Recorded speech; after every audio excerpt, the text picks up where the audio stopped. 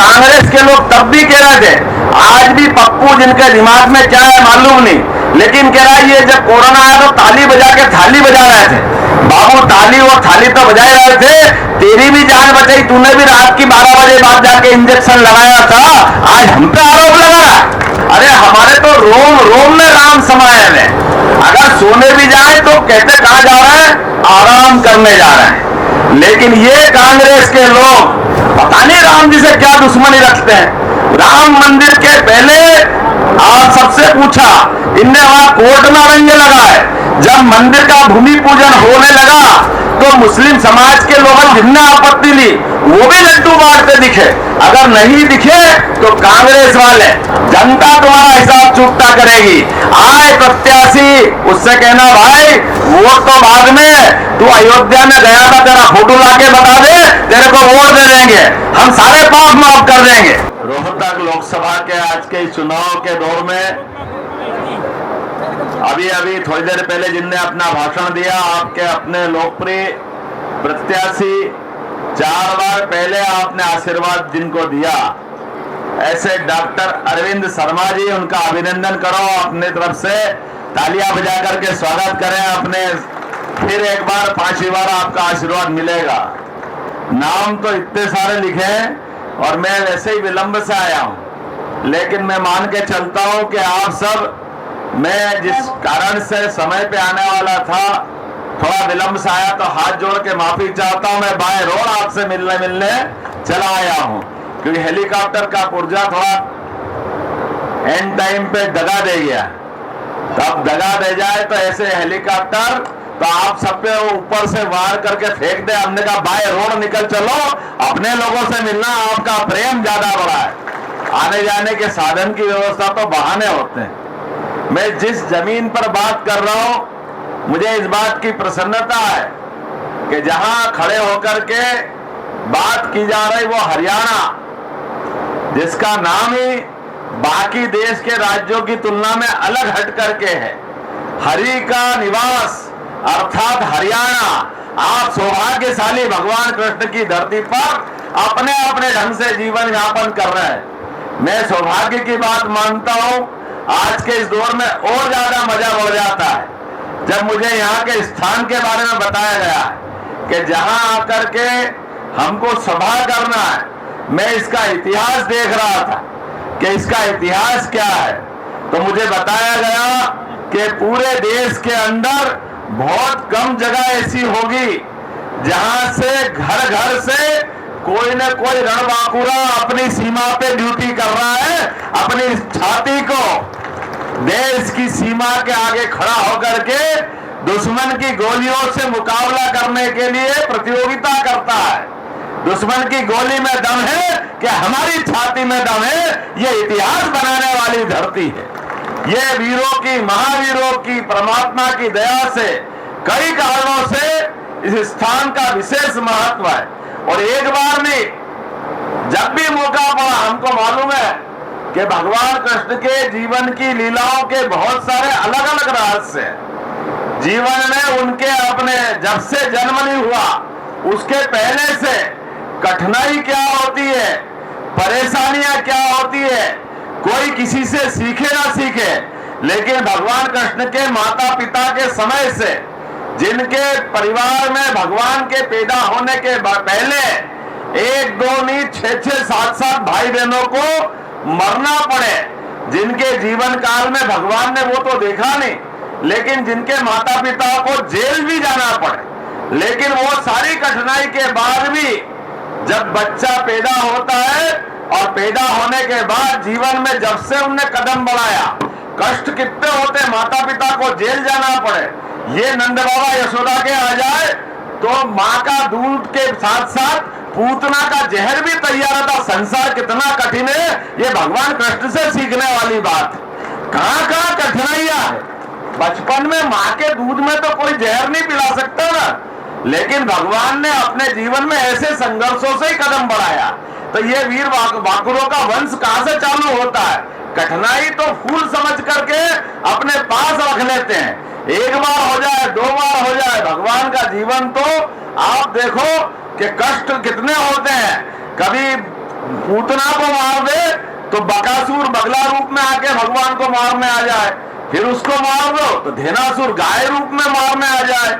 लगातार भगवान के जीवन में कष्ट ही कष्ट है, लेकिन हर कष्ट के बाद भी कन्हैया कन्हैया ही नहीं है। कालिया नाग को मार करके उसके फन पे भी नृत्य करने की हिम्मत किसी में है तो केवल गोपाल कृष्ण में है, जो गाय चरा करके भी आनंद लेते हैं, अपनी माता बहनों के कष्ट को भी दूर करने में आगे रहते हैं, और कंस जैसे महापराक्रमी को उसके घर में जाकर के मार करके ये बड़ा पराक्रम करने का भी हिम्मत कोई जाता है तो गोपाल कृष्ण को होता है। इसलिए गोपाल कृष्ण साधारण वंश नहीं है, मुझे इस बात की खुशी है। और उससे बढ़िया बात आपके बीच में से बताता हूं, हमारे लिए आमतौर पर शिक्षा के मामले में कई बार मजाक बनता है, लेकिन कंस को मारने के बाद दुनिया का एकमात्र इतिहास बनाया भगवान कृष्ण का, जिनने कंस को मारने के बाद कुर्सी पे लात मार करके उज्जैन शिक्षा ग्रहण करने आए। तो शिक्षा का क्या महत्व है ये भी भगवान कृष्ण ने सबके सामने बताया कि अपने बीच में शिक्षा भी कैसी ग्रहण करी। रामविलास शर्मा जी यहाँ प्रोफेसर साहब पुराने मौजूद है कि 64 कला, 14 विद्या, 18 पुराण, 4 वेद, जो शिक्षा ग्रहण करी ऐसा शिक्षार्थी तो कोई मिलेगा ही नहीं। और शिक्षा भी क्या ग्रहण करी, पूरे जीवन काल में शिक्षा को सदैव सिर पे रखते हुए आप इसी हरियाणा की धरती पर जब महाभारत का महायुद्ध हुआ, उस युद्ध के धमक से दुनिया दहल उठी, दुनिया हिल रही थी, धूल के गुबार अलग प्रकार से आह्वान दे रहे थे, लेकिन ऐसे समय भी शिक्षा जो ग्रहण करी वो शिक्षा ऐसी ग्रहण करी कि विद्यार्थी के मुंह से कठिन काल में शिक्षा सामने आना चाहिए। तो मुझे इस बात की प्रसन्नता है, उनके मुंह से 18 अध्याय की पवित्र गीता निकली जो दुनिया अपने सिर माथे पर लग करके अपना जीवन धन्य करती है। आज तक कोई ऐसा युद्ध नहीं देखा, युद्ध में हथियारों की बात होती है, एक से एक दूसरों को मारने की बात होती है, लेकिन ज्ञान का इतना सुंदर ग्रंथ बन जाए ये हमारे गोपाल कृष्ण ने करके बताया। और मुझे इस बात की प्रसन्नता है, आज चुनाव के दौर में जब आया हूं तो मुझे बताया गया आजादी के पहले से अंग्रेजों के कोई भी युद्ध हो या नेताजी सुभाष चंद्र बोस के समय के एक एक गांव में इतने इतने स्वतंत्रता सेनानी, ये वाकई क्या गांव है। मुझे लगता है मेरा जीवन धन्य हो गया आप सबको प्रणाम करते हुए। क्या आपके अंदर का जोश, क्या वीरता, क्या देशभक्ति, और आप कौन सा युद्ध उठा के देखें, हमारे सारे युद्धों में यहाँ के वीर वाकुरों ने, रणवाकुरों ने क्या युद्ध में लोगों के दांत खट्टे किए। एक युद्ध 62 से लगाकर रेजांगला तक, और रेजांगला से लगाकर के पाकिस्तान को 2-2 मारने तक, और टाइगर हिल से लगाकर के सारे युद्धों में जब भी मौका पड़ा, और कौन से पदक ऐसे नहीं है जो यहाँ के बहादुरों की छाती पर शोभायमान नहीं हुए। वाकई वो आनंद की धरती है, ये पराक्रम और पुरुषार्थ की धरती है। लेकिन आज जब मैं बात करूंगा तो भगवान कृष्ण के बारे में बात कही है तो मैं इस बात के लिए अपना जीवन भी धन्य मानता हूं। यद्यपि जो गाय पाले सब गोपाल, जो कृष्ण को माने सब कृष्ण माने, लेकिन फिर भी आज के इस दौर में जब खोल करके बात करेंगे, 1832 में जब लॉर्ड मैकाले ने शिक्षा नीति लागू की, उस शिक्षा नीति में दुर्भाग्य से भगवान कृष्ण के, भगवान राम के सारे अध्याय निकाल करके शिक्षा नीति हमारे देव विहीन कर दी। लेकिन कांग्रेस से यहाँ चुनाव का मुकाबला है, कांग्रेस को इसलिए भी तोहमत देना पड़ेगी कि कांग्रेस ने अंग्रेज तो चले गए और कांग्रेस छोड़ गए, जो आज भी उसी उल्टे रास्ते पे चलती है, जो भगवान राम का, भगवान कृष्ण का दुनिया में जय जयकार होता है, लेकिन इनके पेट में दुखता आज भी ये उस नाम को ही रोते रहते हैं कि आप धार्मिक बात क्यों करते हो, आप धर्म की बात क्यों करते हो। अरे कितनी छोटी सी बात, अगर हम धर्म की बात नहीं करेंगे तो क्या अधर्म की बात करेंगे? अधर्म की बात करना चाहिए क्या? अरे हमारे यहाँ तो धर्म का महत्व अपने जीवन के संस्कारों से जोड़ के चलाया गया है। आज धर्म की बात नहीं करेंगे, और वो भी कब? जब हमारे बीच 56 इंच के सीने वाले प्रधानमंत्री बन के आए, हमारे लिए सौभाग्य की बात। अरे आज नहीं करेंगे तो कब करेंगे? तुम्हारा समय ऐसा था, कांग्रेस ने सोमनाथ के मंदिर का विरोध किया, इतिहास गवाह है। भगवान राम के मंदिर का विरोध किया। अरे राम कहां पैदा हुए? मुझे कितना सुंदर भगवान राम की यहाँ प्रतिमा दी। आप बताओ राम जी कहां पैदा हुए? माता जी कहां पैदा हुए? आप बताओ कहां पैदा हुए? आप बताओ कहां पैदा हुए? आप बताओ भाई साहब कहां पैदा हुए? आप सबको मालूम, और नहीं मालूम तो कांग्रेस वालों वो कहते कहां पैदा हुए, हमको नहीं मालूम। कितना दुर्भाग्य है। अरे भगवान राम की धरती पर राम जी पता नहीं मालूम कि कहां पैदा हुए। अरे इतना तो कोई धर्मवीर हो नहीं सकता। ये भगवान राम अयोध्या की धरती पर सरयू के किनारे जनक सुता, अरे तो सबको मालूम है, लेकिन कांग्रेस ने सदैव इस बात से दूर किया। आप बताइए, सूरता वीरता की लड़ाइयों में क्या राम रावण के युद्ध को भूल सकते हैं या कृष्ण और कंस के युद्ध को भूल सकते हैं? अरे हमारी परंपरा वहां जाके जुड़ती है। 17 लाख साल पहले भगवान राम हुए और 5000 साल भगवान कृष्ण हुए। एक ने मर्यादा के साथ खुद का जीवन जी के सिखाया और दूसरे ने कहा जो मर्यादा तोड़ेगा उसको लाइन पे लाने का काम अगर किसी ने किया है तो हमारे श्री कृष्ण भगवान ने किया है कि मर्यादा के खिलाफ कोई भी जाएगा उसको मर्यादा रखना पड़ेगी। जो धर्म के मार्ग को छोड़ेगा उसको लाइन पे लाना, ये हमारे भगवान कृष्ण ने सिखाया। और कदम कदम पर इतनी सारी उदाहरण है। मुझे इस बात की प्रसन्नता है, बात विस्तार से नहीं करूंगा, लेकिन आज देश के अंदर जब आप अपन बात कर रहे हैं, हमारे रणबांकुरे सीमा पे आकर के अपनी छाती तो लगाते हैं, लेकिन कितना दुख होता है जब बगल का पाकिस्तान कभी भूले भटके हमारे अपने सैनिकों के सर काट करके फुटबॉल खेलता था। अरे ये अपने बच्चे देश सेवा के लिए जाते हैं, ये अपने धर्म के लिए जाते हैं, अपने जीवन काल में वो पुरुषार्थ के लिए जाते हैं। लेकिन नाकारा और निकम्मे लोग दिल्ली में जब बैठते हैं कांग्रेस के, तो ये कहते हैं हम क्या करें, पाकिस्तान मानते ही नहीं है, पाकिस्तान के लोग कर देते। अरे पाकिस्तान के लोग कर देते, पर तुम क्या चूड़ी पहन के बैठे हो भाई? अपने आप बहादुरों का इतिहास है। मैं माता बहनों का भी सम्मान की बात करता हूँ। रानी दुर्गावती को याद करते हैं जिन्हें 300 साल पहले अगर अकबर बादशाह के दांत खट्टे किए, झांसी की रानी ने अंग्रेजों के दांत खट्टे किए। यह पुरुषार्थों की धरती है। आज अपने इस बीच में देखो, आपने 2014 में पूर्ण बहुमत की सरकार दी और उसके बाद जब नरेंद्र मोदी ने पाकिस्तान को घर में घुस के मारा, इस बात का आनंद आया कि नहीं आया? ये देश और देश का पुरुषार्थ है। हमको कितना आनंद आया होगा। लगातार 70 साल तक हाथ पे हाथ धर के बैठे थे। पाकिस्तान की सीमा में आतंकवादी कैंप पनप रहे हैं, हम क्या करें, वहां अड्डे, हम क्या करें। और वो आकर पूरे देश में कभी दिल्ली कभी बंबई मर्जिया जा बम फोड़ते थे। मुझे इस बात की प्रसन्नता है, पाकिस्तान के लिए एक नहीं 2-2 बार मार करके नरेंद्र मोदी ने हम सबको गौरवान्वित किया है। तो ये करने का कारण क्या है?